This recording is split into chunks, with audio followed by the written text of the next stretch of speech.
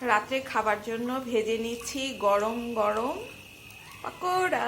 এটা কিসের পাকোড়া জানেন? এটা হচ্ছে মিষ্টি লাউয়ের ফুলের পাকোড়া।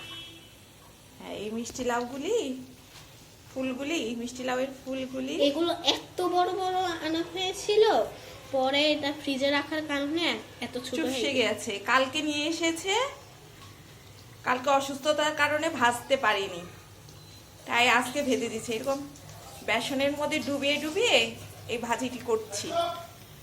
হ্যাঁ, দেখুন উল্টিয়ে পাল্টে দিচ্ছি। খুব মুচমুচে হয়, খুবই সুস্বাদু এই মিষ্টি লাউ ফুল ভাজি।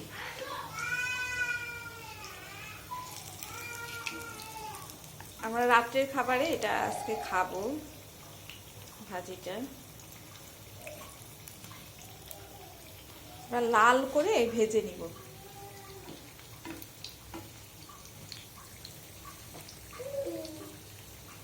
আমার ছোট মেয়েটা কান্না করছে, ওর জন্য কোনো কিছুই শান্তিতে করা যায় না। এসে পড়েছে, সে রান্না করে চলে এসেছে। এখন প্রায় রেডি এটা খাওয়ার জন্য। তারপরেও আর একটু করে নিব, লাল লাল করে নিব।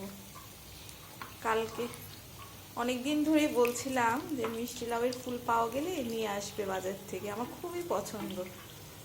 কালকে পেয়েছে, নিয়ে এসেছে। অনেক বড় ছিল ফুলগুলি, ভাজতে পারিনি কালকে, প্রচণ্ড অসুস্থ হয়ে পড়েছিলাম, ভাজতে পারিনি।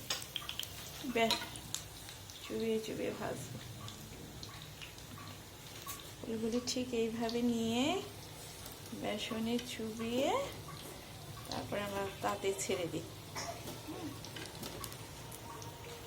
কি করছো তুমি? কান্না করছো কেন? কান্না করছো কেন? কান্না করছো কেন উপমা? কালকে স্কুলে যাবে দিদি ভাইয়ের? কালকে থেকে স্কুল খোলা, স্কুল খোলা। আর আরাধ্যা, দেখি তোমার ঝুটিটা দেখি, অনেক সুন্দর হয়েছে তো ঝুটি। টাটা, সুন্দর। আরাধ্যা, ও আরাধ্যা আরাধ্যা বলে ডাকছে, এখানে থাকবে না, ভালো লাগছে না ওর।